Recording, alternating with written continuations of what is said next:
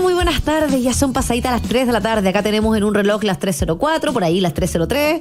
Bueno, pero estamos ahí, entre las 3:04 y las 3:03. Estamos con nuestra siguiente invitada, Carmen Gallinato. ¿Cómo estás, Carmen?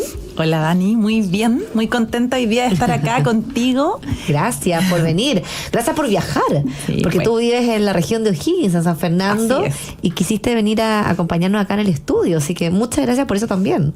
Encantada, de aquí directo desde el Valle de Colchagua. Le vamos a hacer propaganda ahí al Valle de Colchagua. Carmen, bueno, tú eres fundadora y directora de la fundación Grown Up, y la verdad es que es una historia, no sé si decir una historia linda, pero sí una historia personal llena de vivencias, de emociones, por la cual tú decides iniciar esta fundación, que quiero que nos cuentes de qué se trata, cuándo parte, porque también nos cuentes una versión anterior a esta, que fueron los centros, que partieron en 2015. Así es, hay un hilo conductor ahí. Todo parte cuando descubro el diagnóstico de una de mis hijas, que se la diagnosticó con autismo en el 2014, y desde ahí, en el fondo, viviendo en pleno Valle de Colchagua, las posibilidades de poder llevarla a terapias de calidad era bastante difícil, y vi la oportunidad, vi la necesidad en carne propia de generar espacios donde las personas que no vivimos en Santiago también tengamos la oportunidad de tener un buen equipo terapéutico que nos permita brindarle esas herramientas de apoyo a los niños que tienen necesidades especiales y que requieren, en el fondo, un tratamiento a largo plazo, permanente, sobre todo en una condición que es para toda la vida. Entonces, desde ahí, en el fondo, creo los centros clínicos con la casa central en San Fernando, luego en Rancagua y en Santiago, porque la mayoría de mis terapeutas son de Santiago y viajaban en ese momento, en el 2015, a Rancagua y San Fernando. Entonces partimos así, amando el neurodesarrollo y mirando, en el fondo, las tremendas oportunidades para tantos niños y niñas. Mira qué interesante, porque lo planteas desde la mirada positiva, amando el neurodesarrollo, en esta quizás lucha o bandera de hacer que todos conozcamos más de las neurodivergencias, que son más bien una condición, no una enfermedad, que algo distinto está en el cerebro de las personas que tienen estas neurodivergencias. Por ejemplo, este año, en el Colegio de mis niños, por primera vez se celebró o se conmemoró o se habló toda una semana sobre las neurodivergencias, y se le explican a los niños desde muy temprana edad, también a las familias, a los apoderados, y me pareció realmente fascinante que se abre la posibilidad de hablar de estos temas. Sí. Es de verdad impactante, en el fondo, cuando uno se introduce en lo que es la neurodivergencia, y uno entiende también que dentro de ella hay personas con TDAH, hay personas con autismo, con dislalia, con discalculia, con un montón de condiciones que en el fondo no tienen rasgos físicos, claro, y que hacen que en el fondo a uno le cueste más empatizar y entender, en el fondo, que estas personas tienen un funcionamiento distinto desde el cerebro, que miran el mundo e interpretan de repente las señales del mundo de una manera distinta, y que la decodificación, en el fondo, es la que genera estas necesidades de apoyo. Y que los estímulos también alrededor de ellos, no solamente medioambientales, sino también los estímulos que las personas generamos unos a otros, lo viven de forma distinta. Absolutamente. Y después, entonces, ya tienes estos 3 centros. 2015, el primer centro clínico en San Fernando, después el año siguiente en Rancagua y en Las Condes, conformado por profesionales que están especializados en las áreas del neurodesarrollo infanto-juvenil. ¿Cómo llegamos a la fundación?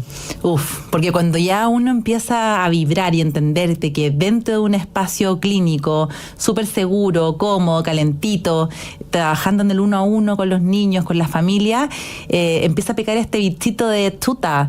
¿Cómo estoy contribuyendo desde este conocimiento clínico para que estas personas, estas familias, puedan transitar seguros en la sociedad? Que se abran, en el fondo, oportunidades en el turismo, en el comercio, donde ellos tengan algunas adaptaciones que les permitan, en el fondo, desplazarse, desenvolverse y transformarse finalmente en un aporte para la sociedad. Entonces, desde ahí, en el fondo, la motivación de generar este espacio fue la que nos hace tomar esta decisión de llevar este conocimiento clínico a los colegios, a las universidades, a las empresas. Exacto. Sí, eso leía. Quiero hacer un barrido muy rápido para que entendamos digamos, ¿de qué conocimiento clínico nos estás hablando, Carmen? ¿Cuál fue toda esa experiencia que desde el 2015 ustedes están levantando? Por ejemplo, las especialidades clínicas que ustedes ven en los centros: trastornos del lenguaje, TEA, trastornos sensoriales, dificultades motoras finas gruesas, de atención, de concentración, de aprendizaje. Obviamente que tienen un montón de talleres, de terapias, de evaluaciones, psicopedagogos, psicólogos, fonoaudiólogos, terapeutas ocupacionales, y desarrollan mucha pesquisa también del neurodesarrollo. Entonces, yo escucho todo esto, que es un centro, obviamente, lo del centro clínico, y no logro ver fácilmente cómo todo este conocimiento y experiencia ustedes lo trasvasijan a empresas, por ejemplo, a colegios. ¿Qué es lo que hacen en esas empresas y en esos colegios? Bueno, llevándolo a algo más concreto, que es poner como un poco a la vista para que sea más fácil de entender lo que hacemos, es lo que hicimos el año pasado, en abril, ¿no es cierto?, el desarrollo de la guía de neuroaccesibilidad que implementamos ahí en Cernatur, y que hoy día en el fondo es una realidad para todos los servicios turísticos de Chile. Somos los pioneros en Sudamérica, que hacemos algo tan maravilloso. Y cuando hablamos en el fondo de este conocimiento que se traspasa al turismo, en este caso, hablamos de cosas súper sutiles que tienen que ver con la señalética dentro de los espacios turísticos, que tienen que ver con la iluminación, porque las personas con autismo, por ejemplo, tienen una hipersensibilidad auditiva, claro, a la luz también. Entonces son pequeños cambios que van generándose a través de un levantamiento inicial, que es un diagnóstico que nosotros hacemos a distintos espacios turísticos, en este caso. Y desde ahí vamos generando esta propuesta que tiene que ver con generar un espacio seguro para las personas neurodivergentes dentro de un hotel, por ejemplo. ¿Ya? Entonces este hotel va a tener mejoras en la señalética que le permitan en el fondo a una persona neurodivergente poder llegar al hotel y quizás no hacer tanta espera en el check-in, tener mejor señalética para poder movilizarse dentro del hotel sin tener que obligadamente preguntar a otra persona, entendiendo que la parte social, obvio, también ahí, claro. Esa es una buena forma tal vez de entenderlo, porque tú lo dijiste y me hizo quizás todo el link o todo el sentido. Ustedes en los centros levantan este conocimiento clínico, hacen Exacto. también investigación dada el día a día. Y cuando tú te preguntaste, bueno, ¿cómo todo esto lo llevo a la ciudadanía y a la comunidad? Lo pensaste en la accesibilidad. La accesibilidad. En cómo las personas de nuestro país con alguna neurodivergencia, que son montones, pueden vivir más tranquilos. Porque uno la accesibilidad y la inclusión la tiene quizás muy pensado en la discapacidad física. Así es. En la discapacidad que se ve. Pero no creo que se hable de discapacidad cerebral, pero no en las divergencias cerebrales, sí, que repercuten en todo lo que tú decías, en entender el mundo distinto, en una estimulación a otra escala respecto del medio ambiente, respecto de las luces, sonidos, de todo. En una dificultad también en la sociabilización. Exactamente.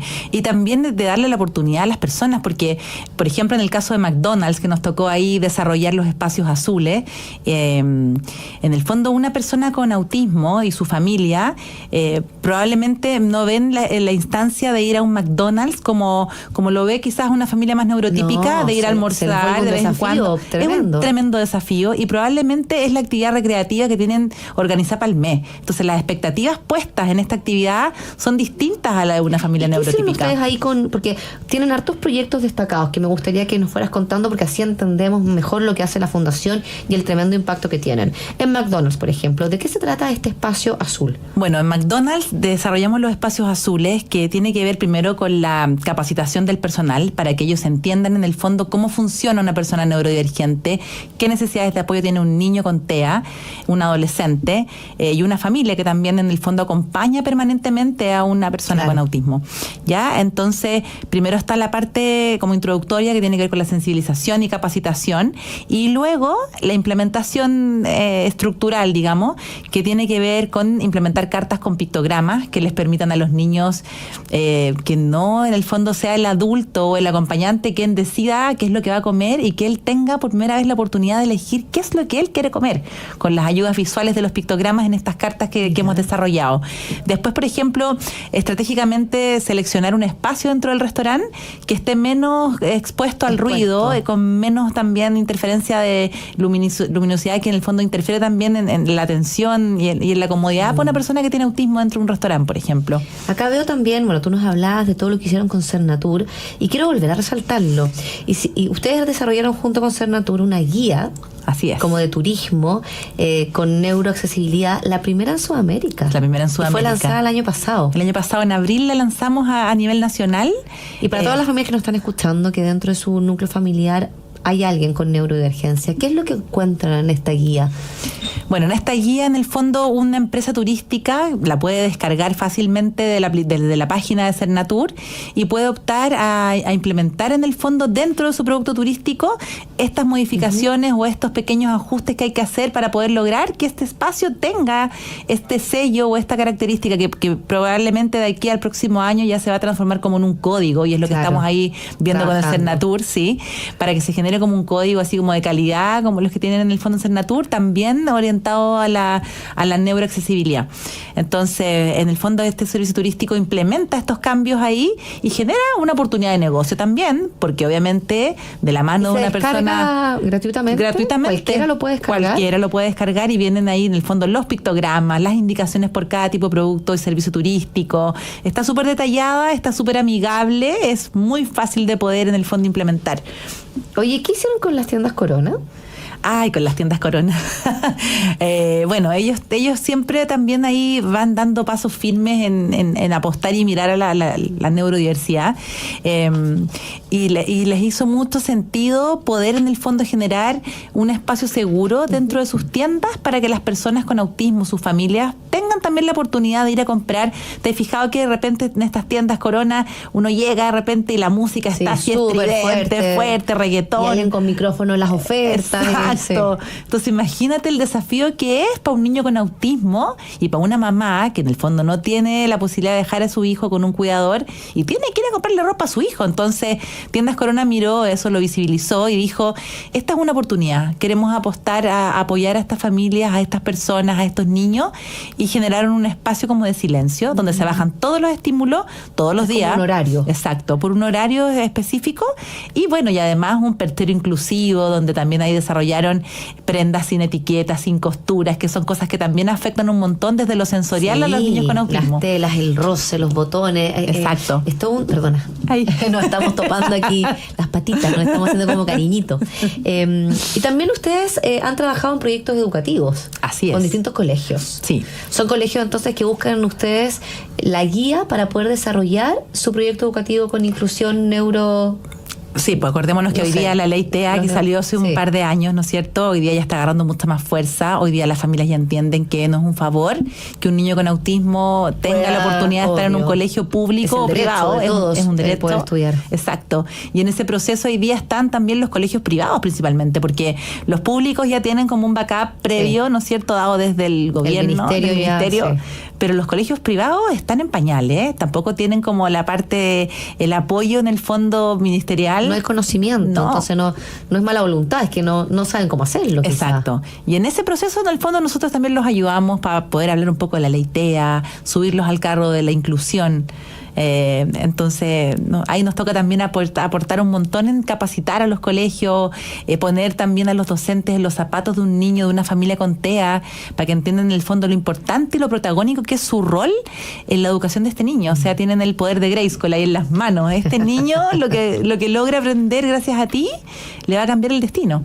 Entonces es potente. Estamos hablando con Carmen Gallinato, fundadora y directora de la Fundación Grow Up, que antes de la fundación, bueno, partiste con estos centros clínicos. Nos contabas al comienzo de nuestra conversación que había nacido esta inquietud porque tu hija del medio había sido diagnosticada con TEA. Así es. ¿A qué edad la diagnosticaron? Bien chiquitita, tuvimos suerte. Eso es bueno. Sí. Había más señales, entonces tuvimos la suerte de poder diagnosticarla súper temprano, a los 2 años y medio, ya sabíamos de su diagnóstico sin saber nada de lo que era el autismo. ¿Y cómo fue ese proceso? Desde los doctores o del equipo profesional, te acompañaron? Porque ahí me imagino que tú también haces una revisión. Dices, ok, acá también podemos hacer algo quizás.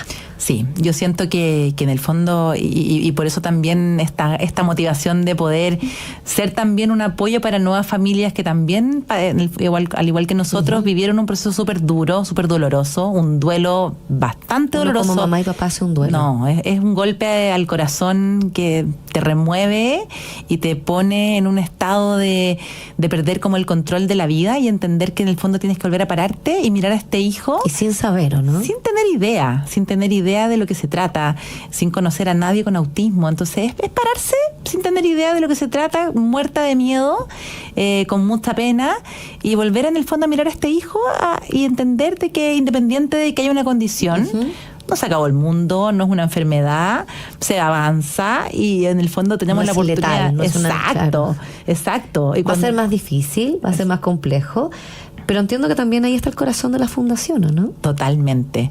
Y para mí, en lo personal, tener la oportunidad hoy día de llevar ya tantos años en esto y poder en el fondo entregar esa mirada más positiva a las familias cuando reciben en el fondo este balde doloroso de agua fría, es una oportunidad que yo agradezco y me hace en el fondo sentir que también tiene un propósito. O sea, no solamente es el dolor de hacerse cargo de la condición de un hijo, también hay un propósito detrás y entender que uno tiene que salir de su zona de confort y entenderlo así, para poder también ayudar a otras personas y traspasar este dolor a una oportunidad de poder contribuir y generar en el fondo espacios para todos. Entonces, pero eso también habla mucho de ti, porque tú de un escenario complejo, difícil, de incertidumbre, tú dices que de dolor también, dijiste, ok, pasemos esto.